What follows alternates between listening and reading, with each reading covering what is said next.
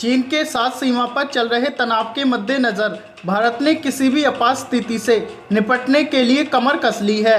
भारत ने लद्दाख में line of actual control पर अब इजराइल में बने हेरोन ड्रोन की मदद से निगरानी बढ़ा दी है। इजराइल में बने इन ड्रोन को दुनिया का बेस्ट हथियार माना जाता है। भारत ने साल 2015 में इजराइल से हेरोन ड्रोन की डील की थी। हालांकि उस समय ये डील इंडियन एयर फोर्स के लिए की गई थी, लेकिन साल 2017 में सेना के लिए भी ऐसे ड्रोन खरीदने के लिए डील की गई। इस ड्रोन को इजराइल की एरोस्पेस इंडस्ट्री IAI ने तैयार किया है। इस ड्रोन को उन हथियारों से फिट किया जा सकता है जो ज़मीन पर आसानी से टारगेट को तबाह कर सकते हैं।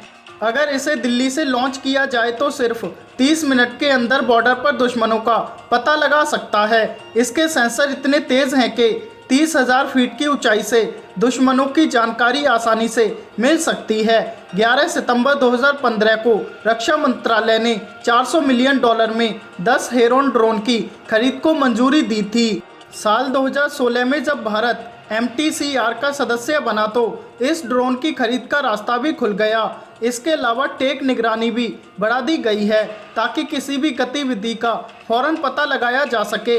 तो वहीं भारत ने लद्दाख में माउंटेन फोर्स की तैनाती भी कर दी है। माउंटेन फोर्स भारतीय सेना की वो टुकड़ी है जो पहाड़ की ऊंचाइयों से अपने दुश्मनों पर नजर रखती है। चीनी सेना को करारा जवाब देने के लिए भारतीय सेना ने इन्हें लद्दाख में तैनात किया है।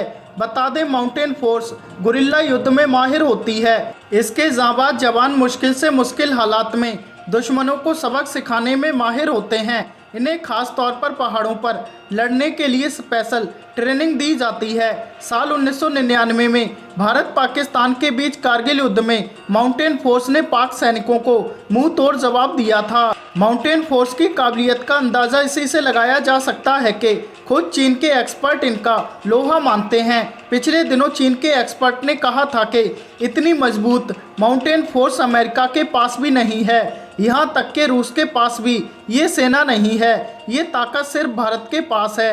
पूर्व आर्मी चीफ ने बताया कि माउंटेन फोर्स के लड़ाकों के निशाने काफ़ी सटीक होते हैं। उन्होंने कहा, पहाड़ों पर लड़ाई की कला सबसे कठिन होती है क्योंकि ऊंचाई पर बैठे दुश्मन के मुकाबले नीचे से लड़ रही टुकड़ी के हताहत होने की संभावना ज़्यादा रहती है। उन्होंने कहा, उत्तराखंड, लद्दाख, गोरखा, अरुणाचल प्रदेश और सिक्किम की टुकड़ियों ने सदियों से इन ऊंचाई वाली परिस्थितियों को अपना लिया है और इस तरह उनकी इन क्षेत्रों में लड़ाई करने की क्षमता का कोई मुकाबला नहीं है।